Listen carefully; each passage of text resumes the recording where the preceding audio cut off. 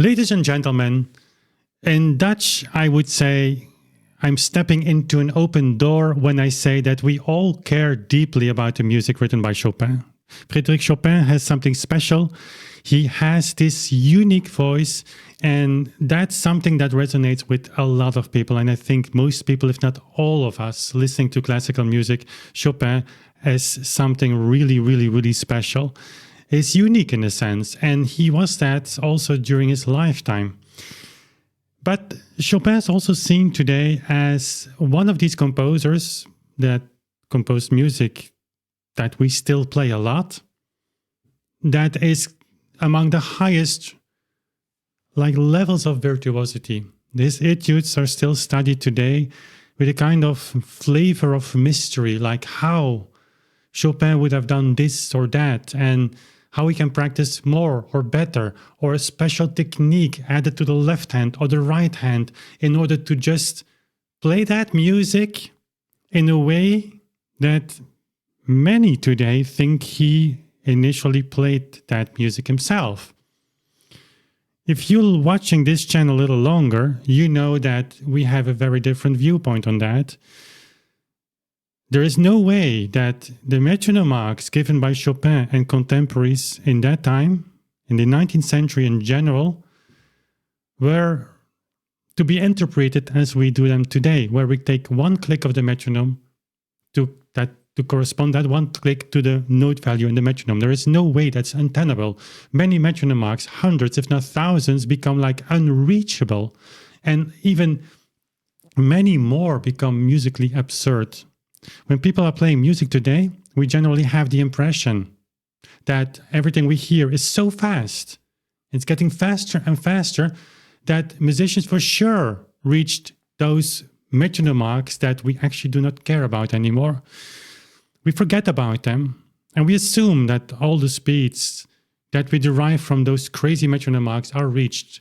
Not that we always like them, but the reality is different. In many instances, even the fastest recordings of today are slower compared to what we call single beat reading of the metronome marks in those days. And so you have no other solution than to take the two ticks in a combination, 1 and 2, to correspond with that note value in the metronome mark. And of course, music gets much slower. And so what about virtuosity? Where is it? Well, you could also reverse the question. You say, where is the virtuosity actually right now? Because one of the things that was seen in Chopin's time to be truly the pinnacle of virtuosity was the fact was the context in which a piece of music was played, written, where you had a steady left hand and the right hand had a kind of ornamentation. It was not, so Chopin's famous for that, but it's not unique for his compositions. From the second half of the 18th century, Mozart, Haydn, Beethoven, Schubert, and basically the entire century of the 19th century had these passages where, for instance, here in this composition by Chopin, this 24th prelude, very known, where you had this constant left hand and you have these crazy ornamented passages. This is a kind of writing that I call bel canto ornamentation that really came from the opera. And the thing with this is why it was considered to be so virtuosic is not only because these notes are to be played faster than usual, but also there was a kind of irregular pattern rhythmically compared to the left hand. And yet many notes, in spite of the fact that many notes were not corresponding with the left hand in a kind of mathematically rhythmical concept, you always ended in the right place. And so these bars gets very exciting when you keep the left hand steady. Unfortunately, that is something that we very seldomly, if ever, hear in music by Chopin and others. Music is played so fast. Also, these pieces, that the initial tempo people choose at the beginning, in spite of the fact oftentimes that it's much slower compared to metronome marks that we have, as I said before, well, that in exactly those spots where the listener in the 19th century would like to hear this original tempo rubato. That's the original tempo rubato, like where the left hand is steady in tempo, but the deviation of the time is happening in the right hand. There's a kind of liberty, a kind of freedom. The left hand, as Chopin said, is your choir master. It stays in tempo. That's the reason, probably one of the reasons why his metronome didn't leave his piano that often. Those are the words of Karl Mikuli, one of his famous students. And so what I will do in this video is this. We're going to listen to a beautiful recording by Vladimir Ashkenazy, and we're going to listen by a Chopin recording made by Alberto, and compare both of them. Of course, Alberto's recording will be much slower, and there will be a shock. We were going to listen to large portions, if not the entire 24th prelude played by Alberto, to just make you experience how exciting it actually is when that left hand stays stable. It's, in a way, for this prelude, frightening. It corresponds, it correlates, really, it enhances that atmosphere, that doom scenario that Chopin is actually painting in that piece. Okay, we're going to do that, but before we dive into that, do me a big favor. If you're new here, like and subscribe to the channel, like this video, subscribe to the channel, helps us big time in the algorithm to spread the message. And as you know, I want to grow to 100,000, which is really difficult for a channel like us, but we try to do our best. And with your help, we will succeed one day. And on the other hand, much love to my Patreons. They make it possible that I record these videos for you and that I do research, writing on the book now really almost full time to end the manuscript by the end of June. And I know I've been saying that a lot, but there are so many details that you need to take care of, and we think we have everything. It's just a matter of writing. End of June manuscript doesn't mean beginning of July publication, but it's coming. And my patrons all make that possible. So there is a link in the description box if you want to check it out. There are a lot of podcasts there. There are updates. You're closer to the project. There are also hangouts. So it's very fun to be there in that beautiful community. Okay, up to Chopin.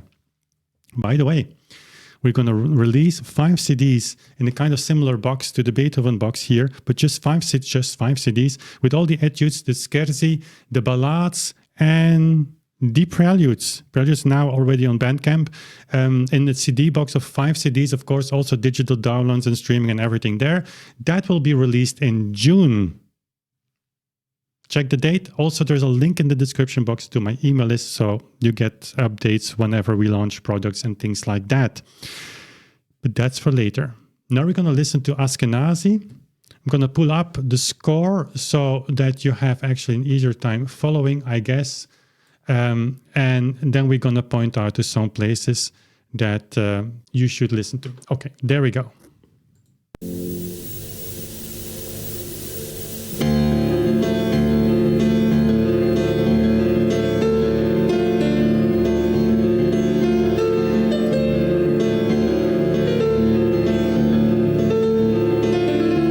So, okay, we're listening now, and I'm going to kill the recording, by interrupting him so many times, but that's not the point of this video. You can listen to Ashkenazy on YouTube if you want. So you have this rhythm. Yakatatatam, yakatatatam, yakatatatam, yakatatatam. That's it. That is his choice of tempo, initial tempo. Now, keep that in mind. Hold that pulse, yakatatatam, yakatatatam, and forget, or try to forget, the zillion recordings you've heard of this piece, because all the pianists do this the same thing. They're struggling with these bars that are coming. So, but keep that in mind. And this is the rhythm. It's like a train that's going yakatatatam, yakatatatam, yakatatatam, yakatatatam. And so now we continue.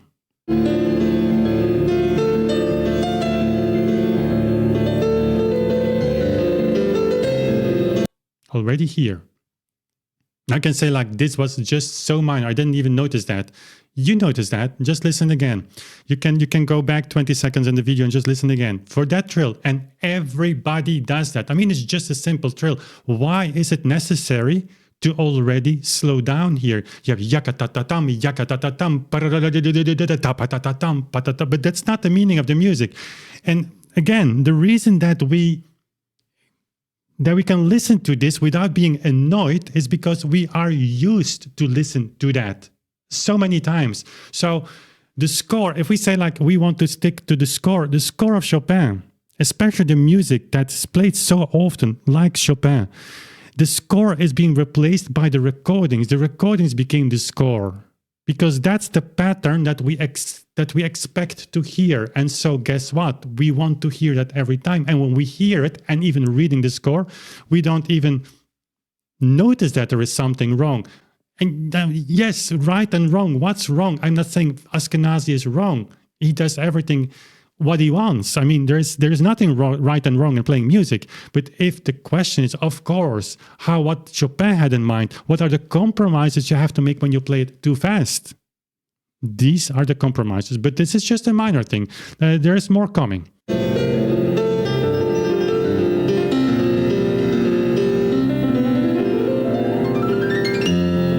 That's not a minor thing here.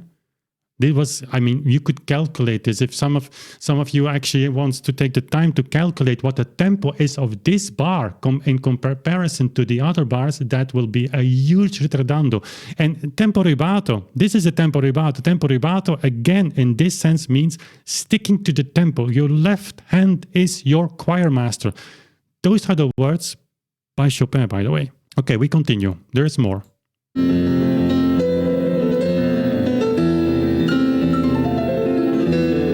Now, I mean, this is like adding beats to the bar. Let's try to go back like just 10 seconds and just listen again. Keep in mind the tempo yakatatatam yakatatatam yakatatatam.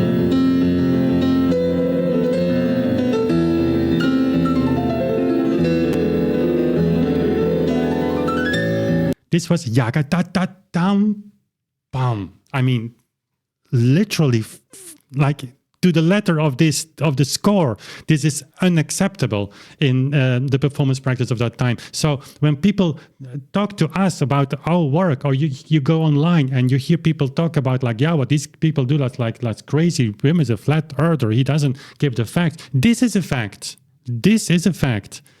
And I will promise you, when you find more recent performances, they are trying to beat this. Pianists are trying to beat this. So practice more and more in order not to do that. Well, Ashkenazy is one of those pianists still lived in a time where like every note counted, and like you had to hear every note, and he's doing that very fast what he's playing. The surprise will come at the end with Alberto. The shock will come also at the end when you listen to his initial tempo. I'm going to talk about that in a second, what tempo choices we made. It's from this score, by the way, from Kulak. But the notes he will be playing in these passages will not be slower than those of Ashkenazy. So he's coming to a kind of maximum tempo, and that's obviously the tempo that Chopin had in mind when he composed this piece. Okay, let's continue.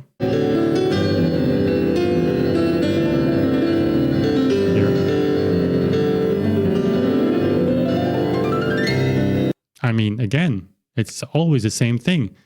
Like, takatatatam, yakatatatam, I mean, it's not possible, not okay. Continue.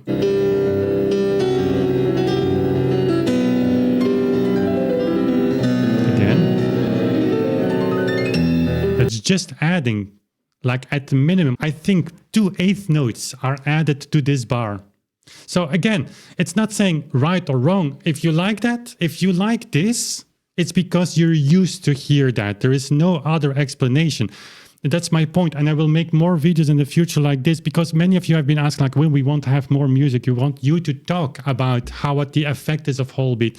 And I'm looking for a way to do that. By the way, recordings on this channel is difficult because it really is something that YouTube not hate, but like combining talking videos with music videos is something apparently very bad. If you want to grow a YouTube channel, which I can understand. So we have to open another channel with music, but yeah. Writing the book, doing all these kinds of stuff, like the day has just so many hours. It's and the time is going in single beat, as I say, in real life. But anyways, we continue here with just the end of Ashkenazy. I'm not gonna punish you longer. I mean, it's not punishing. Like listening to this, but again, really, I want to stress this point. Once you know this, once you hear this, And that was my point, like doing more comparisons in the future, maybe. Listening to recordings, like for instance, the Beethoven recordings that Alberto is making right now. Sometimes people say that, but he plays so strictly in time. We are not used to that anymore. Once you are used to that, do this, it's a kind of predictability, like the notes come in the place where you expect them to come. But of course, he's a musician, so he gives a little bit of accentuation. He just postpones the note a little bit, but there is no sacrifice to the initial tempo. We're going to compare, I think, one of the next videos, like him with Barenboim. Remember that I did like this tempo comparison where he plays the Adagio of the opus, what was it, 101, I guess? In exactly the same tempo, like Barenboim and many others playing that piece in whole beat without knowing. But then listening to how many times Barenboim is actually dragging the tempo, like not just a very smooth, like modern tempo rubato where you go a little bit up and down, unnoticeable, as Czerny would write, but like much. And we are used to that. But once you expect the second beat to just fall on where the second beat is supposed to come, and it doesn't come there, it's super, super annoying, really. And again, it's not to say like that Barenboim, or by this comparison here, Ashkenazy, is doing something wrong. They're just doing things that as we are used to do them. My point is, when you are going to the score and you just accept that this kind of tempo stability was a reality of that time, then there is a new world that's opening. And yeah, you cannot go back. Whole beat is something, when you start to listening to pieces and play it in whole beat, after a while, for some people very quickly, but for some it takes a little bit longer. But once you're there, once you experience this, there's no way back. But similar to this, once you hear all these tempo fluctuations, that's unbearable after a while. So we just listen to obviously this is not so easy, and we're gonna see what Ashkenazy is, how he's handling this.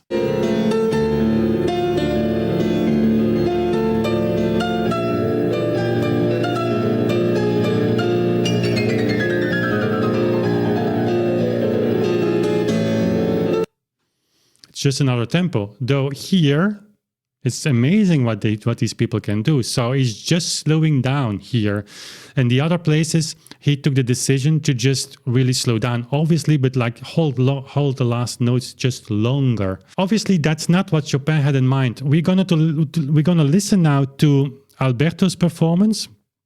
By the way, if you go on Bandcamp, you can find these recordings there. You can listen 3 times to these recordings if you want and see if it's something for you. Then you can download them in high resolution or just stream if you buy them. But here is the recording that we're going to release, also a part of this 5 CD box in June.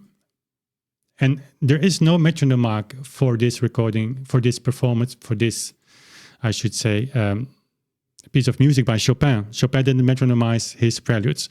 But we have metronomizations by Kullak. Kullak was a student of Karl Czerny, so he was in this tradition, and we have many metronomizations by him. And the point is, guys, when you see these metronome marks, people say, but it's not Chopin. Like, okay, what can you say?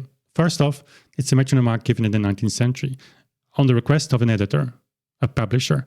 And why did he request that? Because people wanted to know how pieces should be played. Okay, that makes sense. Then you can debate about the fact like, okay, it's not what Chopin had in mind, or it's not approved by Chopin, which is absolutely 100% correct. But the point is, when you compare all these metronome marks, and also the Kullak metronome marks to those of Chopin or to those of other editors or Moscheles, Czerny, Ries, Beethoven, they are all in the same range. Like, they had an understanding of a certain basic concept of how tempos should be played. And the last point about metronome marks that are not given by the composer, it's a choice, of course, to follow them or not. But the point for our research is also that whenever you see a metronome mark published, it should be playable. It should make sense. The discussion of whether this would reflect Chopin's opinion or not is secondary. It's interesting, but it's even not secondary. It's just another study. It's another, it's another terrain. It's another domain. It has nothing to do with tempo reconstruction. This is what Kullak had in mind for Chopin's preludes. And again, the metronome marks are excellent. And excellent, I mean by that, you can compare them with the metronome marks we have from Chopin. Just to give you a little context, the recording we just heard, played by Ashkenazy, is played in a tempo of 62 dotted quarter note single beat. So like 10% slower than this one. You have faster performances than Ashkenazy, but of course with a lot of compromises. So I'm going to play for you Alberto's recording. I'm not going to interrupt that. Let's just listen to the recording entirely, and then you have also that piece of music that you want me to talk about. Sometimes I'll try to do my best to do it more, because it's important, like to also maybe guide you is maybe the wrong word, but like many of you apparently would like to hear me talk about how to experience that music differently. And here in this case, it's of course a shock. Let's start with that. You need time, and of course that's something I cannot open your mind to listen to this, this way of playing these tempi, especially not for music that is known so well. But here in this case, you should hear the cadence, the left hand, the rhythmic there, like compare it to a train. Ya-ta-ta-ta-tum, yaka-ta-ta-tum, yaka-ta-ta-tum, yaka-ta-ta-tum, and then comes the right hand. And of course, music is emotion, but what is emotion? Music is also character. What is that? What the composer, Chopin in this case, wanted to express? What is that? How do you see that? What color is that? I mean, that's different for all of us. I sometimes see colors when I play music, but there's also something that you cannot, almost not translate into words. There is a kind of, it's not a color, but it's like a kind of abstract emotion. You know what it is, but it goes beyond knowing what it is. And here, there is something very dark, very like a doom scenario. And of course, at the end, you hear the church bell ringing. At my piano, even one octave too high, because the piano that the piece is recorded of the 6 octaves is not 6.5. But it's like this bell signal. It's unbelievable how this piece ends. But having that left hand stable, after a while, with all the ornamentation that you will hear exactly in the time, with nothing to give for the ornamentation, the left hand just stays on track, on focus, the stability of tempo, it gets into your DNAs even, like in your system, your heart starts to beat in the tempo of that left hand, with the beats of that left hand, and after a while, you're getting into a trance. And when Alberto would do the same thing as Ashkenazy, stop there, you say like, what are you doing? It's not easy. One timing wrong, especially in a tempo where you would hear that, and the entire piece would be destroyed. Fortunately for you, he's not doing that. So I'm going to play this, and you let me know if you enjoyed this exercise or not. So there we go.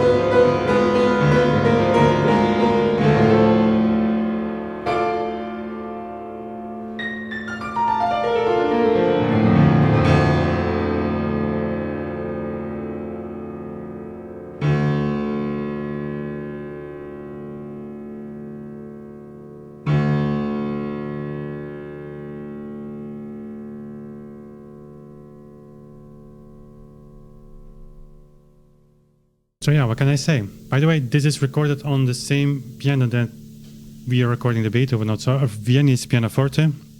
There is a beautiful Pleyel 1838 pianino, so an upright piano that I own. It's actually in original condition, original strings, everything. It's like unbelievable. The instrument, but needs restoration. There might be a Kickstarter next year to do that in combination with the preludes, because that's 1838. That's the same type of piano and the same year made as the Pleyel pianino that Chopin had in Mallorca, where he composed the preludes on. Anyways, that's as a side note.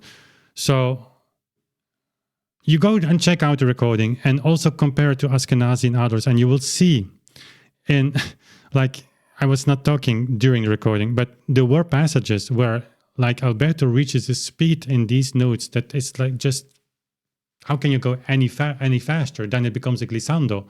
So while you have at the beginning the impression like, okay, this is so slow, this is like almost dragging. That's because you come from a much faster listening experience. Once you're past that, you're just fine with that. But then with all these passages, like, how can you go faster? How can you go faster when you take the sources of that time seriously? And so when you do that, you come automatically to the conclusion that, okay, unless Chopin was kind of alien, coming from like Krypton, like a kind of Superman, and flying to Earth, not actually having to obey to the other principles that we normal human beings have to obey to, then whatever. And Chopin was a great player, but he wasn't the Liszt or the Alphonse of that time, or the Hertz of that time. And so, what can I say? The character of that piece, you decide to let me know what you actually experienced while listening to that, what your experience was. I would be very much looking forward to reading that. So let me know also what you think of these experiences when we have like a little bit longer fragments, like a few minutes here. I'm happy to do that. Again, opening a new channel, Authentic Sound Music. It's on my bucket list for the last 2 years, I guess. We had actually a plan to do that, but yeah, time. And I should have chosen another profession probably if I really wanted to make the money to create a business with and hiring people that could do all of that for me. But anyways, I'm not complaining. I'm so happy to do this for you. And again, thanks to my Patreons. They make that possible. Check it out. Okay, guys, if you made it so far in the video, let me know. As always, I will give you a comment a little heart because I really appreciate that you sticking with me throughout these videos. And for now, that's all I've got for you today. Thank you for watching. We see each other very soon again. Bye.